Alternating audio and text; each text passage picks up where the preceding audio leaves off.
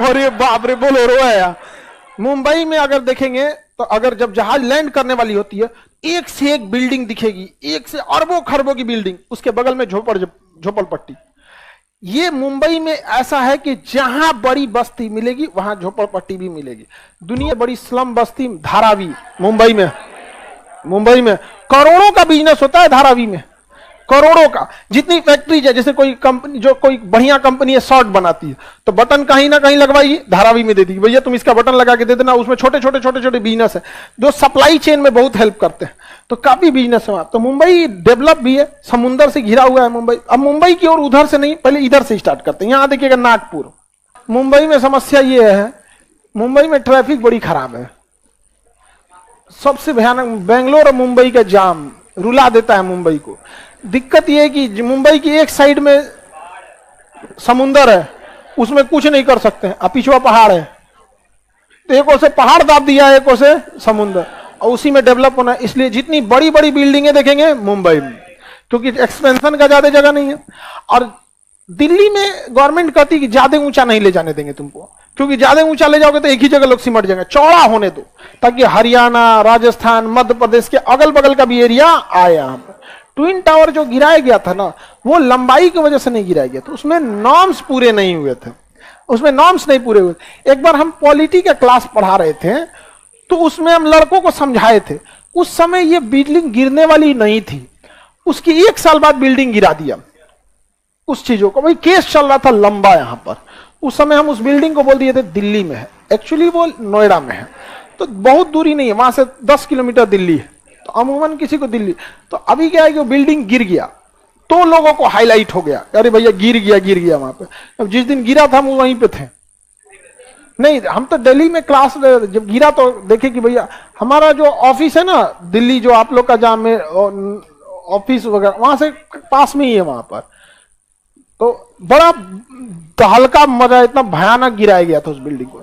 तो जो बिल्डिंग गिराया गया ना, तो वो बिल्डिंग नॉर्म्स पूरा नहीं किया था, रूल रेगुलेशन, इसलिए गिराया गया। नहीं तो हाइट से कोई दिक्कत नहीं, एक से एक बिल्डिंग है दिल्ली में, नहीं तो नोएडा, गुड़गांव में। आगे बढ़ जाए।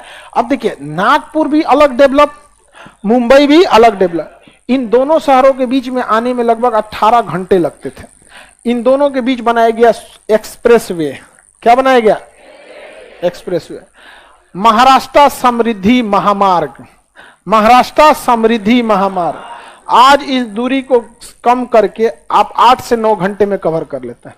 120 किलोमीटर ये स्पीड में चलिएगा, 120 के स्पीड में ना, तो पुलिस चालान नहीं काटेगी, 120 तक चल सकते हैं।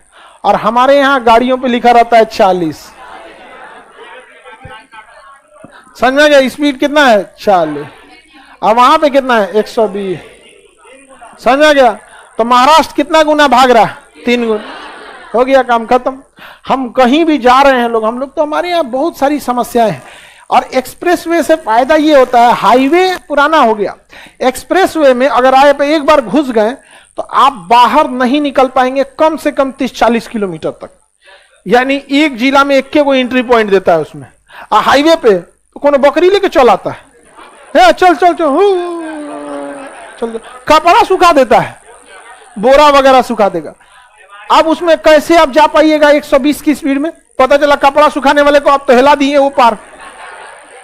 उसमें सड़क में कहीं कट नहीं दिया होता है, और कटीले तार से दीवार उठा दिया जाता है कि जानवर भी ना है, कुत्ता, कभी गाय, हालांकि कभी कभी गाय भैंस कूद के चल आते हैं, सो तो मर जाता। एक्सप्रेसवे में जो गया कुत्ता, सियार, गाय भैंस तो मर जाते हैं एक्सीडेंट होके।